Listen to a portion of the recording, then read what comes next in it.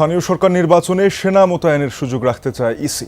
সেই সাথে দ্বৈত নাগরিক, এমপিওভুক্ত প্রতিষ্ঠানের শিক্ষক এবং আন্তর্জাতিক অপরাধ ট্রাইব্যুনালে চার্জশিটভুক্তদের স্থানীয় নির্বাচনে অযোগ্য বিবেচনা করতে চায়। তবে আওয়ামী লীগের নেতাদের প্রার্থী হতে অযোগ্য ঘোষণার যে প্রস্তাবনা জামায়াত দিয়েছে তা নিয়ে আপাতত কিছু ভাবছে না সাংবিধানিক এই প্রতিষ্ঠানটি। সহিংসতা মুক্ত হবে নির্বাচন, এমন ভাবনা আশ্বস্ত করেছেন কমিশনাররা। যদিও জামায়াতের সংখ্যা আওয়ামী নেতাকর্মীরা নির্বাচনে অংশ নিলে সহিংসতা ঠেকানো সম্ভব হবে না।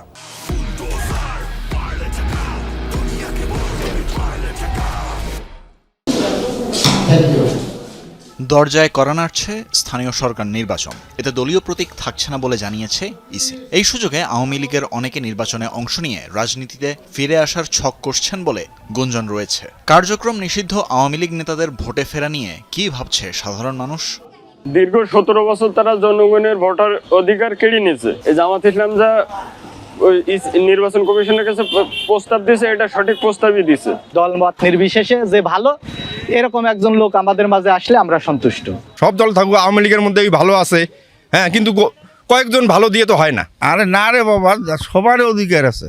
বিচার না হওয়া পর্যন্ত স্থানীয় নির্বাচন সহ সকল প্রকার রাজনৈতিক কার্যক্রমে তাদেরকে নিষিদ্ধ হওয়া প্রয়োজন। তারা অবশ্যই স্থানীয় নির্বাচন করবে, আমি যৌক্তিক মনে করি। কারণ হচ্ছে যে তারা তো জনগণের ভোটে নির্বাচিত হবে।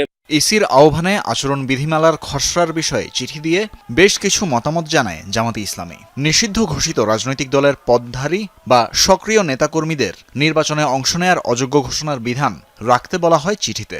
ইলেকশন কমিশনের পক্ষ থেকে প্রেরিত একটা চিঠির মাধ্যমেই আমাদের কাছে মতামত চাওয়া হয়েছে। নট দ্যাট যে আমরা ইচ্ছা করে কোনো প্রপোজাল দিয়েছি। এটা অনেক মিডিয়া কিন্তু একটু মিস ইন্টারপ্রিট করতেছে। ইলেকশনটা অরাজনৈতিক, রাজনৈতিক দলের নামে অংশগ্রহণ হবে না, দলীয় প্রতীক থাকবে না, তাহলে পলিটিক্যাল পার্টির কাছে মতামত চাওয়ার দরকারটা কি? কিন্তু ব্যক্তি যদি রাজনৈতিক হয় তাহলে তো ইলেকশন কমিশনকে বলতে হবে কোনো দলের কোনো পদবিধারী কোনো ব্যক্তি ইলেকশনে প্রার্থী হতে পারবে না। সে সার্কুলার কি ইলেকশন কমিশন দিতে পারবে? পারবে না। স্থানীয় সরকার নির্বাচনে আওয়ামী লীগের নেতাকর্মীরা অংশ নিলে সহিংসতার শঙ্কাও প্রকাশ করলেন জামাতের এই নেতা। একটা আওয়ামী লীগের থানা সভাপতি যদি ইলেকশন করে, দরকার নেই আমার নৌকা প্রতীকের, তো ওই ইলেকশন ওই ব্যক্তিকে অরাজনৈতিক হয়ে যাবে। তাকে আওয়ামী লীগের লোকেরাই তো ভোট দেবে। আওয়ামী লীগের নেতা তার মিটিংয়ে যাবে, কথা বলবে। দেশের আইন শৃঙ্খলা আবার এই বর্বর শক্তি, ফ্যাসিবাদী শক্তি, সন্ত্রাসী শক্তি মাঠে নামলে ইলেকশনটা পিসফুল হবে না, সংঘাত হবে। যারা আমরা ফ্যাসিবাদ বিরোধী আন্দোলনের রাজপথে রাজনীতি করেছি এখন, তাদের সাথে তো ওখানে মুখোমুখি হবে।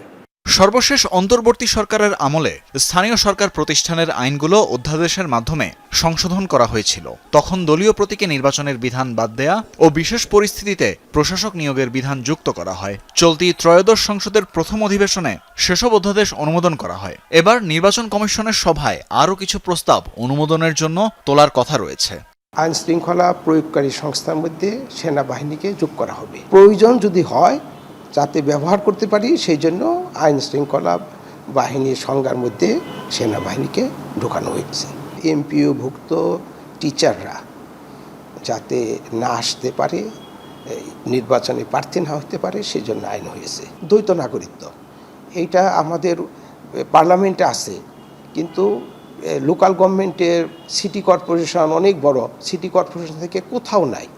আমরা এখন সেটাকে দ্বৈত নাগরিকত্বকে ঢুকানোর জন্য একটা রিকমেন্ড করতে চাচ্ছি।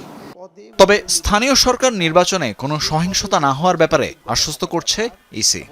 নির্বাচন সংঘাতমুক্ত হবে এবং কমিশন সরকারের সহায়তায় যতগুলো স্টেপ নেওয়া দরকার সুন্দর নির্বাচন করার জন্য, সংঘাতহীন নির্বাচন করার জন্য, ঝামেলামুক্ত নির্বাচন করার জন্য যতগুলো স্টেপ কমিশনের পক্ষে নেওয়া সম্ভব, আমরা সবগুলো স্টেপ নেব।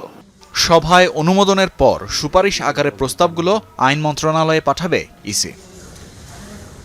তানভীর মৌসুম, যমুনা নিউজ, ঢাকা।